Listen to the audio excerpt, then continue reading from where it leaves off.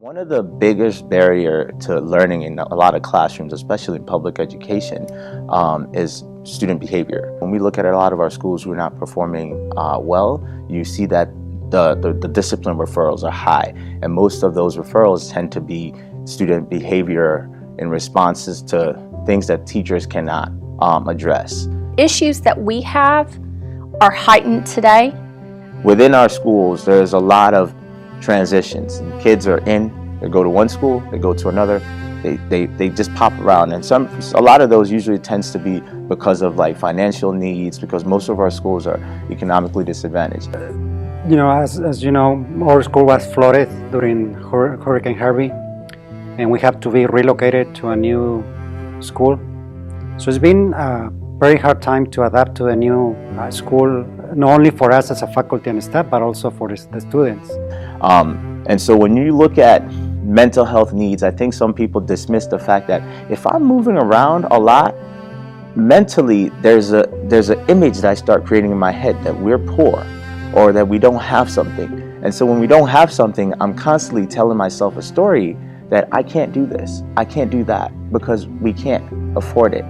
And so those are all things that kids process as they're going through these issues. And so it's very important that they have someone there daily, that they can have this consistency in terms of support, in terms of service, someone to pour into them and say, hey, how are you really feeling? Not just physically, but mentally up here, what's going on? Well, you know, we have noticed that there is a lot of kids with discipline problems, but also not only the upper grades. As a school, we know that we have discipline problems every now and then, and it's across the levels. But this time we're realizing that we have a lot of discipline issues, especially with the lower grades, starting at pre-K, kinder, first grade, and that's very unusual. Recently, we did a partnership with Boston Consulting Group, and they provided us with some information. One of the highest needs assessment that was provided from us was mental health. And so mental health was the first one. Second was basic needs, and so food, shelter, clothing. One thing we realized is that even the schools in affluent communities still had mental health as the #1 need. I really felt a calling to be a counselor. I felt that piece is missing in school. I feel like it is so important.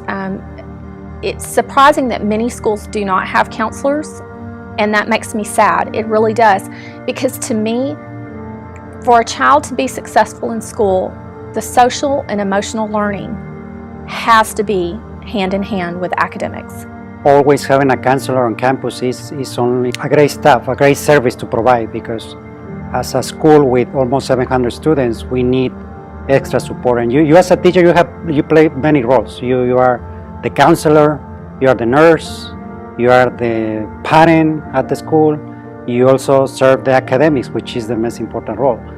They want to know that you're authentic, and that this is organic and it's authentic, and you're not there just to do a job, that you are there to help them through life. So Psych on Site has been an amazing resource for our schools. Looking at the number of schools that they've been in and the support that they provide our teachers by being able to provide services to students and families, this is like probably one of the best things that could happen.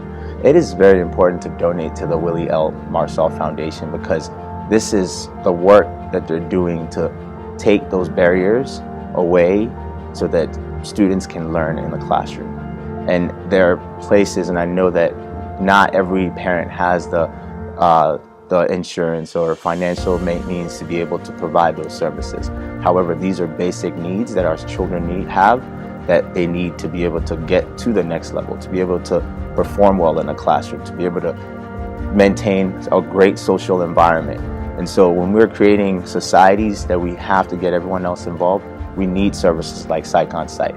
And so I definitely strongly encourage anyone who can help to definitely donate to the Willie L. Marsaw Foundation.